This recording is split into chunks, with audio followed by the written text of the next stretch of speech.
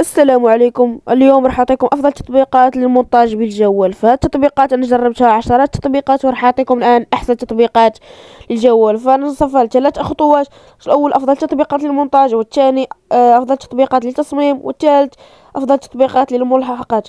فالان راح اعطيكم اقوى تطبيقات للمونتاج وراح تشاهد الفيديو. فشاهد الفيديو الاخير لكي تشوف افضل تطبيقات للمونتاج. والان راح اعطيك افضل تطبيقات وانصحك استخدامها، واللي هي الاسهل والامتع والاحسن بتطبيقات الموبايل للمونتاج. فالان شاهد الفيديو الاخير وان شاء الله راح يعجبك الفيديو.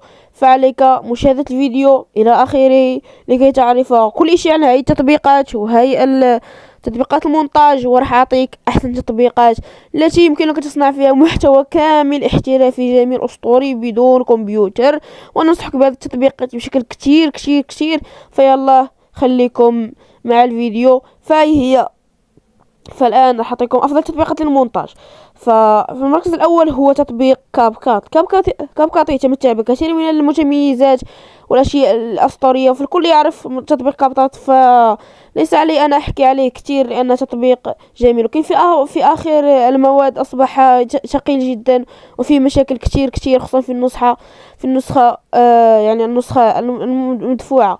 فهذا التطبيق أنصحك فقط لكي تعمل في الكتابة التلقائية. والثاني تطبيق هو تطبيق VN يتمتع بكتير كتير أشياء وميزات كتيرة، وممكن نقول هو مثل كاب كات أو أحسن من كاب كات. فهذا أنصحك بكتير كتير أشياء لأن فيه متميزات وأشياء كتيرة، وانصحك خصوصا للمونتاجات الاساطير يعني المبتدئين. فرح يكون اسهل تطبيق لكي يعمل فيه مونتاج اسطوري جدا جدا. فرح انصحك انا بهذا التطبيق، وانصحك بي في ان. فهو واحد من احسن التطبيقات التي جربتها.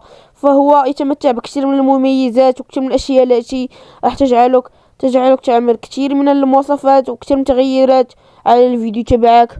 فالآن راح أعطيكم التطبيق الثالث، والتطبيق الثالث هو إنشو هو أسهل تطبيق لعمل مونتاج بالتاريخ. وهو أنصحه يعني الفيديوهات التي غير مهمة كتير بالمونتاج وتكون صعبة كتير. يعني أنا أستخدمها في الفيديوهات مش كتير، فقط الفيديوهات اللي مش مستحقة كتير مونتاج.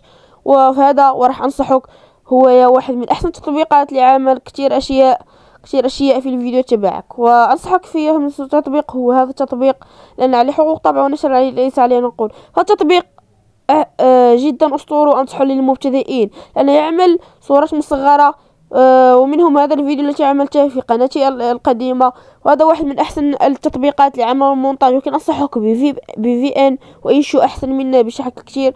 كذلك بدك تعمل به يعني تصاميم صور مصغرة واشياء كتيرة، فهو لديه منفعة كتيرة.